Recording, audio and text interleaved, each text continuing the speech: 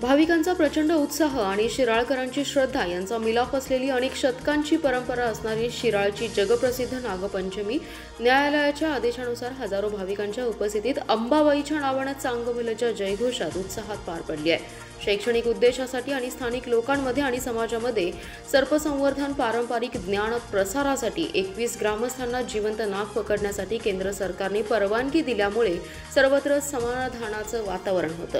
पावसाची उघडीप असल्याने विविध वाद्याच्या ठेक्यावर तरुणाईने जल्लोष केलाय। शिराळ्याच्या नाग संवर्धनाचा संदेश घेऊन येणारा प्रत्येक भाविक आपापल्या गावी परतला।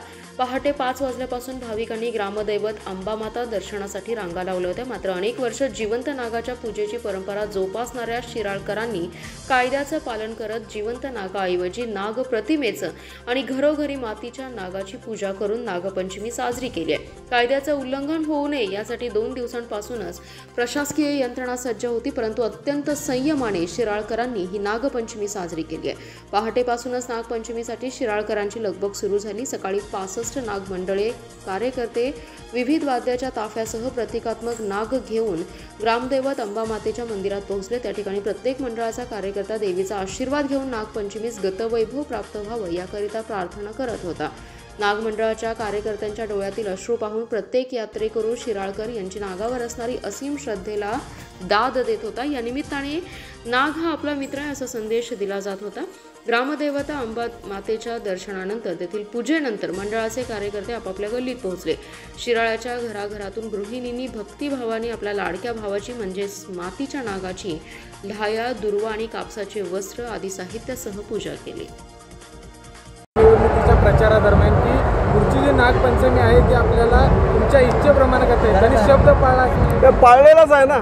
आज मला सांगा, तसं बघितलं तर एवढी मोठी अडचणीची बाब होती, पण एक लोकशिक्षणाच्या प्रक्रियेतून या माध्यमातून परत एकदा एक्झिबिशन एज्युकेशन ट्रेडिशनल एज्युकेशन आणि त्या माध्यमातून परत एकदा लोकभावनेचा आदर ह्याच्या संदर्भात आदरणीय अमितभाई शाह साहेबांचं कणखोर नेतृत्व जे आहे, भूपेंद्र यादव साहेबांचा निग्रही स्वभाव जो आहे, आपल्या महाराष्ट्राचे मुख्यमंत्री आदरणीय देवेंद्र फडणवीसांचा सातत्याचा पाठपुरावा, गणेश नाईक साहेब असतील किंवा आशिष शेलार साहेब, ते स्वतः नादभक्त आहेत।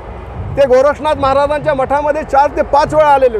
सदाभाऊ खोत साहेबांनी विधान परिषदेमध्ये आमच्या असणारे खासदार आदरणीय धैर्यशील माने साहेबांनी लोकसभेमध्ये हा प्रश्न धसास लावला आणि या माध्यमातून ही परत एकदा चांगली जी परंपरा आहे ती परंपरा सुरू होण्याची आज हे पहिलं पाऊल पडलेलं आहे। खरं तर काही नियम आणि अटी घालून ही परवानगी दिलेली आहे, त्यामुळे आपल्या सगळ्यांची जबाबदारी वाटली की त्या नियमांचं पालन करणं। तर त्या संदर्भात तुम्ही काय आवाहन करणार आहात? मी शिराळकरांना मनापासून प्रार्थना करतोय, संयतपणानं संयमानं नियमाने अटींचं पालन आपण जर केलं आणि मला तुम्हाला सांगावंच वाटतं 32 शहरातील सर्व नागरिक ज्या वेळेस कुठलाही नियम त्यांच्यावरती लादला जातो त्याची ते पुरेपूर अंमलबजावणी करतात आणि त्याचंच परिपाक आहे की गोरक्षनाथ महाराज आणि अंबामाता प्रसन्न झालेले आहे आणि या माध्यमातून नियम अटीला अधीन राहून परत एकदा पुनर्वैभव हे मिळवून देण्यासाठी आपल्याला आशीर्वाद दिलेला आहे।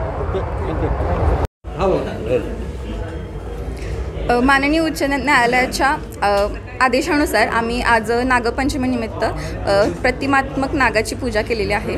आज शिराळ्यात अतिशय उत्साहाचं वातावरण आहे, कारण जे आम्ही गेल्या 23 वर्षापासून जी वाट बघतोय की आम्हाला जिवंत नागाचं दर्शन व्हावं, तर माननीय आपले आमदार सत्यजित देशमुख साहेब यांच्या आटोकाट प्रयत्नातून आपल्याला हे यश मिळालेलं आहे की आपल्याला प्रबोधनात्मक शैक्षणिक स्वरूपात का होईना पण आपल्याला जिवंत नागाचे दर्शन होणार आहे। त्यामुळं आम्ही सर्व शिराळ्यातल्या महिला, कारण आम्ही सर्व नागाला भाऊ म्हणतो, नागासाठी उपवास करतो, आमची इच्छा असते की त्या दिवशी नागाला बघूनच उपवास सोडायचा। त्यामुळं सर्व आमच्या शिराळ्यातल्या भगिनींकडून आपले सर्व जे आहेत आपले केंद्र सरकारचे आपले गृहमंत्री अमित शहाजी, मुख्यमंत्री देवेंद्र फडणवीस, उपमुख्यमंत्री आपले एकनाथ शिंदे, अजित पवार, आपले लोकप्रिय खासदार धैर्यशील माने, आपले आमदार सत्यजित देशमुख साहेब यांचे आम्ही सर्व मनापासून आभारी आहे।